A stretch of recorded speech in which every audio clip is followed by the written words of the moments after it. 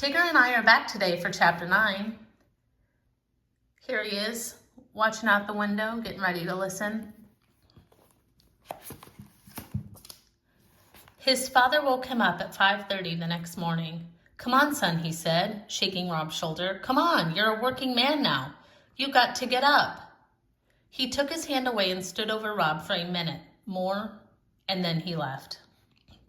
Rob heard the door to the motel room squeak open. He opened his eyes. The world was dark. The only light came from the falling Kentucky star.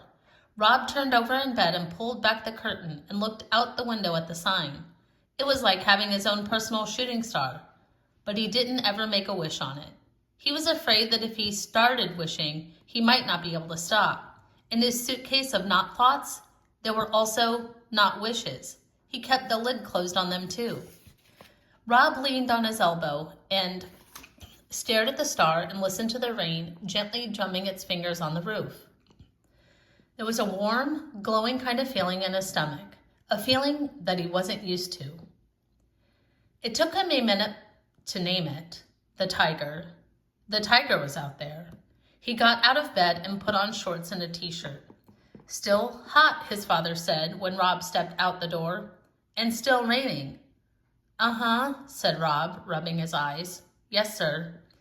If it don't stop soon, the whole state ain't gonna be nothing but one big swamp."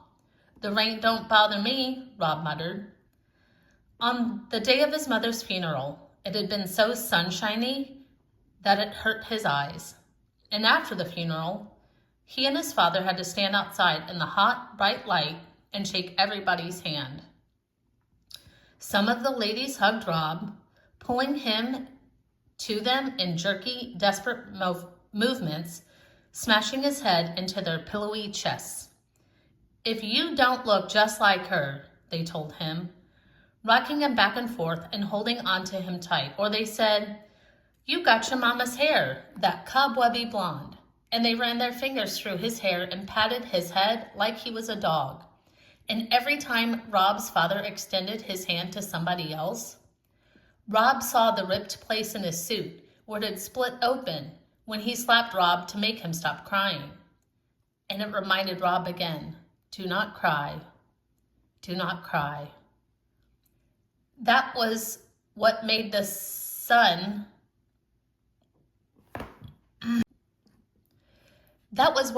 made him think of, the funeral.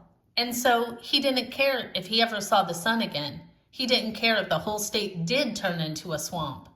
His father stood up and went back into the motel room and got himself a cup of coffee and brought it back inside. The steam rose off it and curled into thin air. "Now that I'm a working man," Rob said shyly, "could I drink some coffee?" His father smiled at him. "Well," he said, "I guess that'd be all right." Rob went inside and poured himself a mug of coffee and brought it back outside and sat down next to his father and sipped it slowly. It tasted hot and dark and bitter. He liked it. "All right," his father said after about 10 minutes. "It's time to get to work." He stood up. It wasn't even 6 o'clock.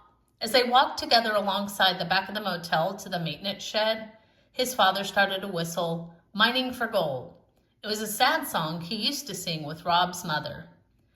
Her high, sweet voice had gone swooping over his father's deep one, like a small bird flying over the solid world. His father must have remembered too, because he stopped halfway through the song and shook his head and cursed softly under his breath.